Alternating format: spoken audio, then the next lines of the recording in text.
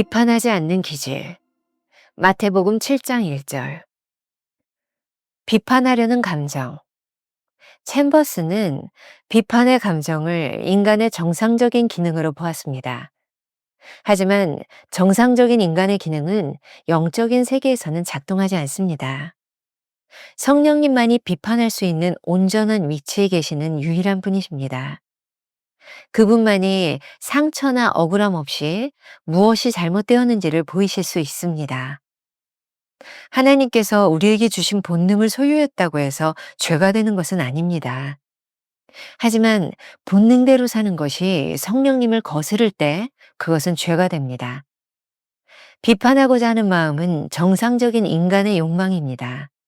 하지만 그 비판이 하나님 앞에서 과연 옳은 것인지 생각해야 합니다. 비판적인 기질을 가지고 있는 한 하나님과의 교제 속으로 들어가는 것은 불가능합니다. 누군가를 비판할 때 우리는 자신이 남보다 낫다고 여기는 우월감에 빠집니다. 이러한 기질은 하나님의 성품과는 동떨어진 것입니다. 그래서 오늘 본문을 통해 예수님은 비판하지 않는 기질을 개발하라고 권면하십니다. 비판할 수 없는 이유. 주님은 우리의 마음을 꿰뚫어 보십니다. 우리가 누군가의 눈에서 티끌을 보고 있다면 내 안에는 들보가 있다는 뜻입니다. 내가 당신에게서 보는 모든 잘못된 것들을 하나님께서는 내 안에서 찾아내십니다. 우리가 누군가의 잘못을 찾아서 비판할 때마다 하나님께서 우리 안에 있는 잘못된 것을 찾아내신다니 참 무섭습니다. 하나님의 은혜가 없었다면 나 자신이 얼마나 부패한 존재가 되었을까를 깨달은 후 나는 나를 실망시키는 사람을 만나본 적이 없습니다. 하나님께서 우리 마음을 영적으로 깨끗하게 청소하시면 교만한 마음이 사라집니다. 영적인 눈에는 하나님이 하시는 일을 알아채는 능력이 있습니다. 하나님께서 우리를 위해 행하신 일이 보이기 시작합니다. 나 같은 사람도 하나님께서 용서하셨다고 생각하니 우리가 용서하지 못할 사람이 없습니다. 용서하지 못할 사람이 없는데 누구에게 실망하겠습니까? 김병삼 목사의 매일 만나 365, 오늘은 6월 17일 비판하지 않는 기질이라는 제목으로 말씀을 나누겠습니다. 첫 번째 주제, 비판하려는 감정. 이미 우리는 몇 차례에 걸쳐서 산상수훈의 일부를 살펴보았습니다. 5월 18일, 5월 21일, 23일 부분을 참고해도 좋을 것 같습니다. 오스왈드 챔버스의 산상수훈에서는 특히 마태복음 7장 1절부터 12절을 중점적으로 다루고 있는데 오늘 본문인 1절 말씀이 이 부분을 이해하는데 기초를 이루고 있는 그런 구절입니다. 예수님께서는 왜 비판하지 말라고 말씀하셨을까요? 대부분의 그리스도인들이 아주 혹독할 정도로 비판적이기 때문입니다. 챔버스는 이러한 비판의 감정을 인간의 정상적인 기능으로 보았습니다. 하지만 정상적인 인간의 기능은 영적인 세계에서는 작동하지 않습니다. 챔버스의 말입니다. 성령님만이 비판할 수 있는 온전한 위치에 계시는 유일한 분이십니다. 그분만이 상처나 억울함 없이 무엇이 잘못되었는지를 보이실 수 있습니다. 하나님께서 우리에게 주신 본능적인 것을 소유했다고 해서 죄가 되는 것은 아닙니다. 하지만 본능대로 사는 것이 성령님을 거스를 때 그것은 죄가 됩니다. 비판하고자 하는 마음은 정상적인 인간의 욕망입니다. 하지만 그 비판이 하나님 앞에서 과연 옳은 것인지 생각해야 합니다. A.T. 피어슨이라는 분이 경건에 이르기를 연습하라 라는 책에서 아주 좋은 글을 이렇게 쓰고 있습니다. 제가 좀 읽어드릴게요. 천부적으로 진실한 기질의 소유자라 해도 때로는 겸손하기보다 교만하고 무정하고 성급한 판단을 잘 내리며 솔직하다는 핑계로 무자비하게 남을 비판하기를 잘하는 모습을 쉽게 발견한다. 그러나 오직 은혜만이 이런 것들을 억제하여 사랑으로 진리를 말하게 하며 남의 감정을 한 번쯤 고려해보고 남을 책망하더라도 상처내고 굴복시키기 위해서가 아니라 노력하는 자세로 남이 안 보는 데서 행하게 하려는 것이다. 사람들은 종종 솔직하게 말하는 것이 서로를 위해서 더 낫다고 이야기합니다. 그런 이유로 진실한 기질을 가진 사람이 오히려 비판의 함정에 빠질 위험성이 높습니다. 우리가 흔히 말하는 솔직히 말해서 나는 솔직한 사람이야 라고 하는 것이 우리로 하여금 비판의 함정에 빠지게 할 위험이 많다는 거예요. 하지만 우리가 사랑으로 진리를 말하고자 한다면 지금 하려는 말이 무슨 뜻인지 알게 될 것입니다. 비판적인 기질을 가지고 있는 한 하나님과의 교제 속으로 들어가는 것은 불가능합니다. 남을 비판하는 기질은 우리의 마음을 강팍하고 잔인하게 하며 원한을 품게 만들기 때문입니다.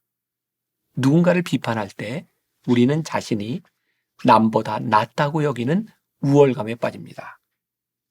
이러한 기질은 하나님의 성품과는 동떨어진 것입니다. 그래서 오늘 본문을 통해 예수님은 비판하지 않는 기질을 개발하라고 권면하십니다. 비판하는 기질이 우리 인간의 정상적인 기능이라면 비판하지 않는 기질을 갖기 위해서는 얼마나 많은 노력이 필요하겠습니까? 우리가 기억해야 될 한 줄 노트. 비판하는 기질은 하나님의 성품과 어울리지 않습니다. 두 번째 주제, 비판할 수 없는 이유. 주님은 우리의 마음을 꿰뚫어 보십니다. 우리가 누군가의 눈에서 티끌을 보고 있다면 내 안에는 들보가 있다는 뜻입니다. 참으로 무서운 사실인데 챔버스가 이렇게 표현해요. 내가 당신에게서 보는 모든 잘못된 것들을 하나님께서는 내 안에서 찾아내십니다. 내가 당신에게서 보는 모든 잘못된 것들을 하나님께서는 내 안에서 찾아내십니다. 얼마나 무서운 일입니까? 우리가 누군가의 잘못을 찾아서 비판할 때마다 하나님께서 우리 안에 있는 잘못된 것을 찾아내신다니 말입니다. 그러니 우리가 누군가를 비판할 때마다 스스로를 정죄하는 꼴이 아니겠습니까? 다른 사람을 향해 비판의 잣대를 겨누지 말아야 합니다. 다른 사람들에게는 우리가 알지 못하는 요소들이 있기 때문입니다. 이런 이야기를 한번 생각해 볼까요? 제가 묵상글을 준비하다 보았던 이야기입니다. 한 젊은 여성이 직장을 다녀와서 소파에 앉아 있는데 저 창문 너머로 이웃집 내부가 보였습니다. 한 여자가 책을 읽고 있는데 유리의 먼지 때문에 모습이 뿌옇게 보입니다. 그래서 순간 저 여자가 책만 읽으면 뭐해? 집안을 저렇게 지저분하게 하고 청소도 안 하고 여자가 부지런해야지 하는 생각이 들었습니다. 그리고 며칠 있다가 이분은 대청소를 하였습니다. 청소를 다 마치고 잠시 쉬려고 소파에 앉아서 커피를 마시면서 그 집 창문을 바라보는데 그 여자의 집과 그 여자의 모습이 그렇게 선명하게 보이더라는 겁니다.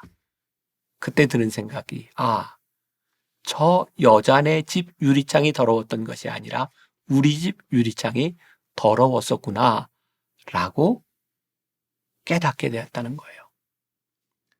우리가 누군가를 비판할 때 그 비판은 다른 사람에 대해 모든 것을 알고 있다는 교만한 마음에서 비롯된 것이 아니겠습니까? 오늘 묵상의 핵심이 여기에 있습니다. 챔버스의 글입니다. 하나님의 은혜가 없었다면 나 자신이 얼마나 부패한 존재가 되었을까를 깨달은 후 나는 나를 실망시키는 사람을 만나본 적이 없습니다. 또 하나님께서 우리의 마음을 영적으로 깨끗하게 청소하시면 교만한 마음이 사라집니다. 영적인 눈에는 하나님이 하시는 일을 알아채는 능력이 있습니다. 하나님께서 우리를 위해 행하신 일이 보이기 시작합니다. 나 같은 사람도 하나님께서 용서하셨다고 생각하니 우리가 용서하지 못할 사람이 없습니다. 용서하지 못할 사람이 없는데 누구에게 실망하겠습니까? 우리가 기억해야 될 한 줄 노트. 누군가를 비판할 수 없는 이유는 하나님이 나 같은 사람에게도 은혜를 부어주셨음을 알기 때문입니다. 오늘 하루 이런 질문을 가지고 살아볼까요? 혹시 누군가를 비판하지 않았나요? 비판은 하나님을 대신하려는 교만한 마음이 나에게 있었다는 증거입니다. 기도하겠습니다. 오늘 말씀이 우리 모두에게 참 아프게 다가옵니다. 우리는 참 너무 쉽게 누군가를 비판했고 우리의 기준으로 누군가를 판단하며 정죄할 때가 참 많이 있었습니다. 주님께서는 오늘 우리들에게 내가 비판할 때마다, 누군가를 정죄할 때마다 내가 내 속에 있는 죄를 보고 있다고 말씀하십니다. 우리 주님께서 나 같은 사람을 용서하셨다는 믿음의 고백을 할 때 누가 우리를 실망시킬 수 있겠습니까? 오늘 이 말씀 앞에 우리들이 겸손하게 서게 하여 주옵시고,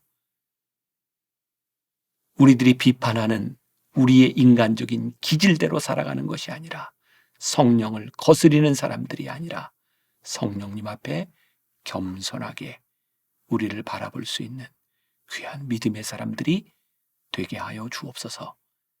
예수님의 이름으로 기도했습니다. 아멘. 비판하는 기질은 하나님의 성품과 어울리지 않습니다. 누군가를 비판할 수 없는 이유는 하나님이 나 같은 사람에게도 은혜를 부어주셨음을 알기 때문입니다. 혹시 누군가를 비판하지 않았나요? 비판은 하나님을 대신하려는 교만한 마음이 나에게 있었다는 증거입니다.